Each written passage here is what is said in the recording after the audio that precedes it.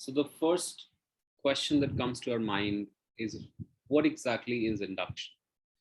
Now, when you talk about, or when you um, look at the several formulas that you come across, now here is one of the formula that I've given as like A plus AR square and so on, and until like, sum of first n terms of a geometric series is given by a 1 minus r to the power n over 1 minus r.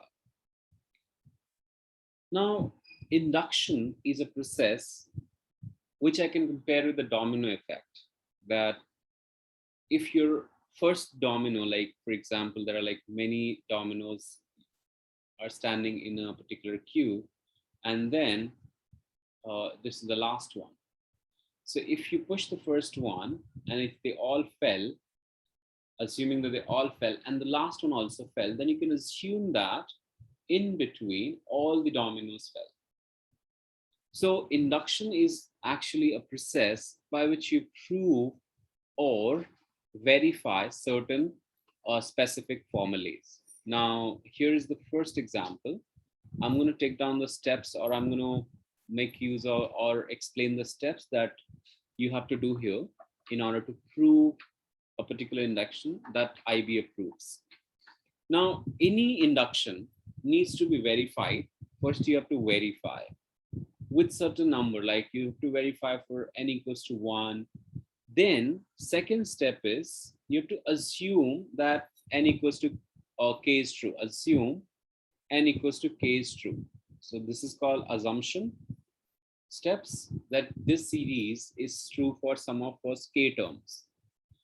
Now, if this is true, then you have to prove that it is also true for n equals to k plus 1. So these are the minor steps that you need to remember. Verify for certain number, like sometimes they say that prove this for n greater than or equals to 1. Okay, so prove that this formula is true for that. So you have to start with like the relevant n values. Now, if a formula holds true, it should hold true for all the n values. Like it should hold true for sum of first term, sum of first 2 terms, sum of first 3 terms, sum of first 10 terms, and so on.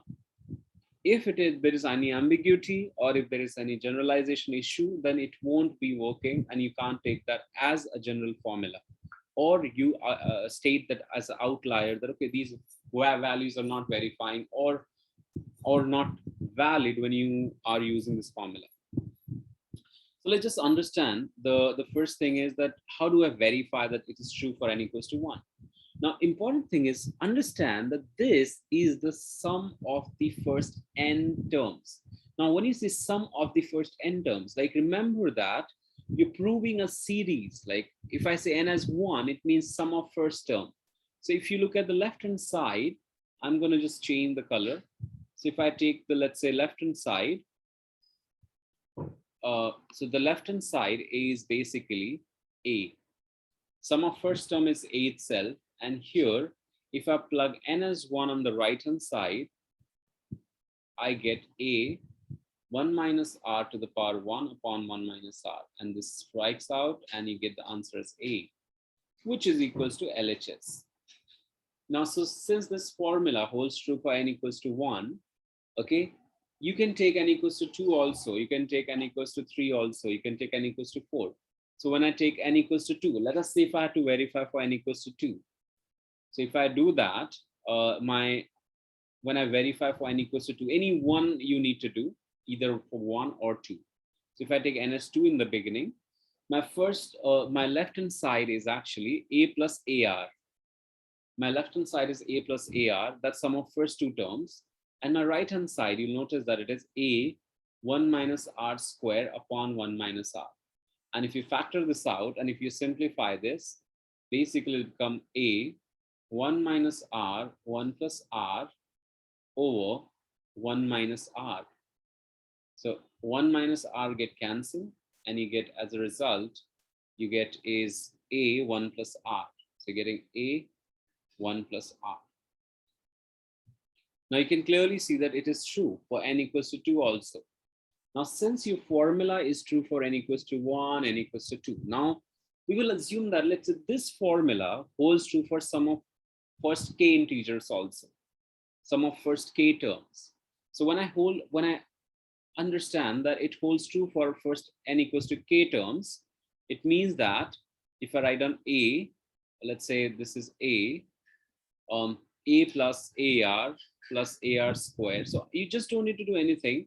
You just replace this is a plus ar square um, plus and so on, like until ar raised to k minus 1. So until this is going to be so you replace in the last step, you just replace with k minus 1. You replace n with k minus 1. This is the statement that I'm obtaining, that if this is true for n equals to k.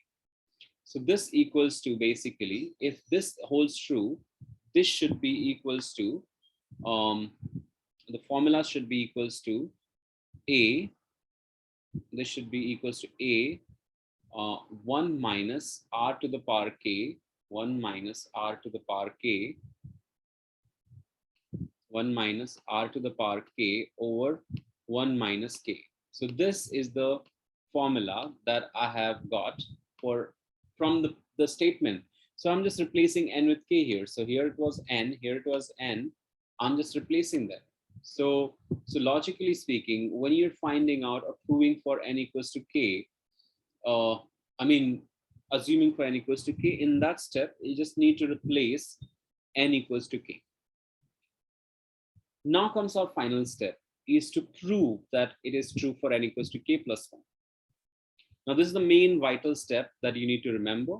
The first thing is that, okay, so here what we got is, let's say I've got a plus ar. Now, if it is true for n equals to k plus 1, so we are going to take n equals to k plus 1 here. So it'll be a plus ar square, and so on. Sum of first k plus 1 terms now you're adding. This is until sum of first k terms. Now, my k plus 1th term will be when you replace k with k plus 1. So it'll be a r raised to k plus 1 and minus 1. So this term is actually the k plus 1th term. So this cancels and you get last term as ar raised to k.